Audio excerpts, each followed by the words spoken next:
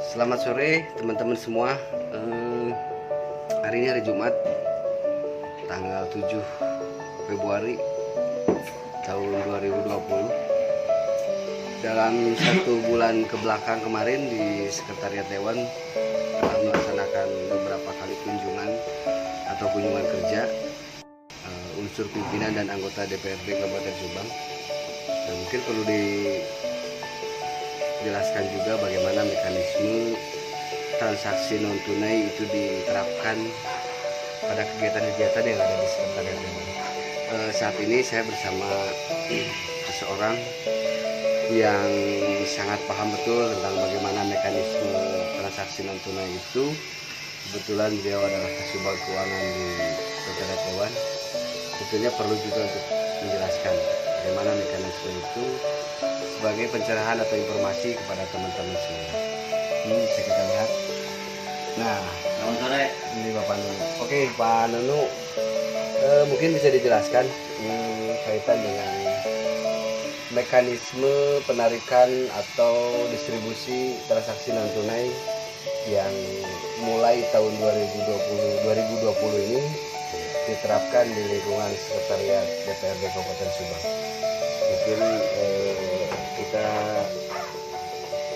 wawancara dulu Pak Nunu. Silakan Pak Nunu, ya santai saja. Jadi begini Bapak Ibu sekalian, saudara-saudaraku, saudara-saudara kita di lingkup Sekretariat DPRD, bahwasannya untuk tahun 2020 ini memang lingkup Sekretariat DPRD untuk proses kegiatan itu semua sudah menggunakan transaksi non tunai.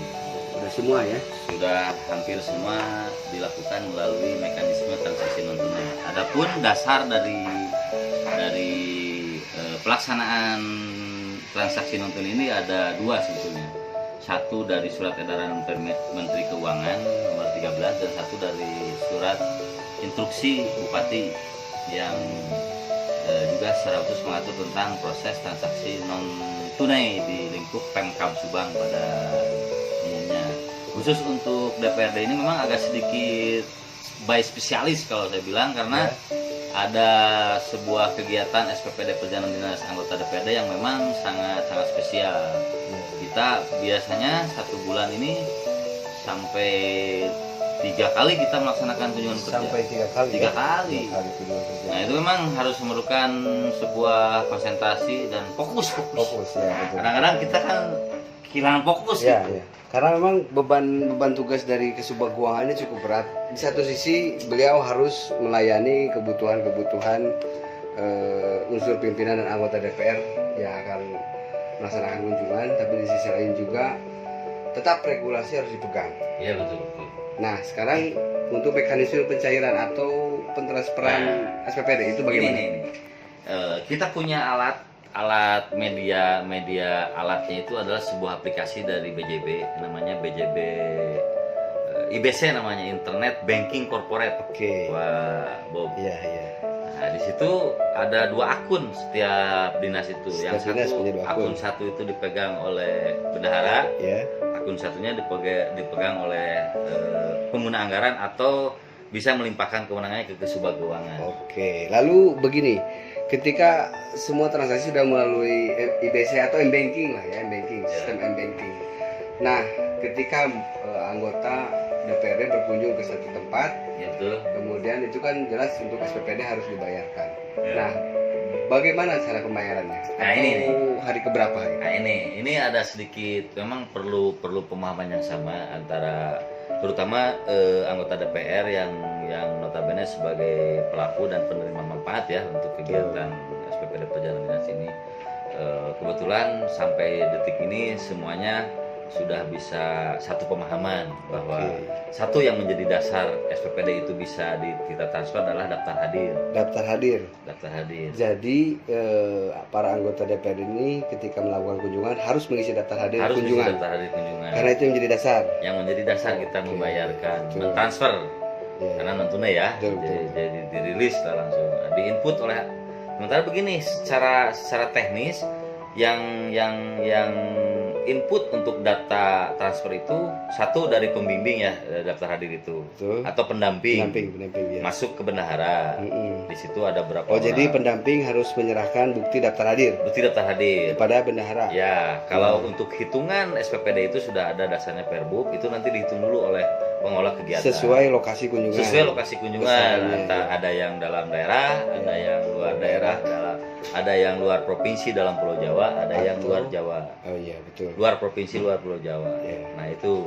Nah, itu nanti setelah diinput baru kita approve di persetujuan. Oh, berarti yang pertama para pendamping ini harus menyerahkan bukti daftar hadir Betul. kehadiran anggota DPR Betul sekali, Pak Bu. di lokasi. Di lokasi. Nah, kemudian setelah daftar hadir diterima oleh pihak sekretariat dalam hal ini bagian keuangan, divalidasi, diverifikasi Verifikasi dulu. berapa jumlah orang yang hadir. Betul.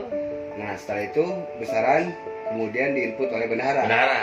Bendahara yang Nah, setelah itu masuk ke akun kita, ke akun PA atau Kasubag Keuangan Oh, iya. yang sudah dilimpahkan atau menerima pelimpahan kewenangan dari Pemerintah Anggaran untuk Iya. merilis atau mentransfer dana tersebut sesuai dengan nominal Oke. yang muncul di BC. Oke. Nah, ada satu kendala tapi begini. Bagaimana? Satu, saya melihat secara aplikasi IBC Internet Banking Corporate punyanya BJB ini Ya. masih banyak memerlukan custom di beberapa slot. Oh, di aplikasinya ya. Contohnya salah satunya ketika kita merilis atau mentransfer, bukti bahwa sudah berhasilnya sebuah transfer itu Mhm. tidak dilampiri oleh nama pemegang rekening. Oke. Itu masuk ke emailnya Email. si Setuan IBC ini. Ya, jadi Pemberitahuannya. bukti transfernya masuk melalui email. Email. Hanya yang menjadi persoalan dalam email itu tidak tercantum Tidak nama. tercantum nama Hanya nomor rekening saja. itu yang Oh, bikin iya, kita iya. pusing. Pak Eko kan pusing Betul, betul, carinya. betul. Jadi memang kendalanya seperti itu.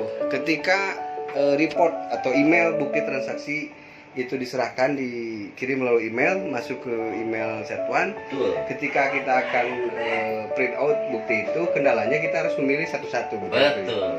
Luar biasa.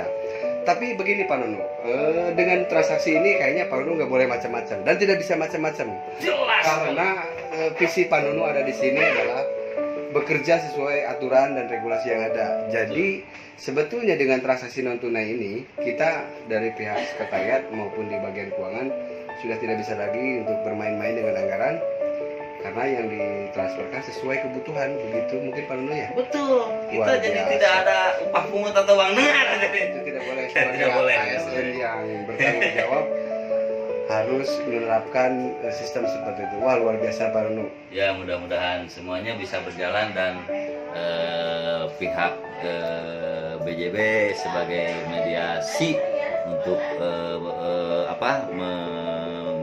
mengatur, kemudian mengkontrol proses aliran dana dari kegiatan yang sudah tersedia di APBD, kemudian ke setiap kegiatan itu semakin baik ke depan, Pak Eko. Wah, luar biasa.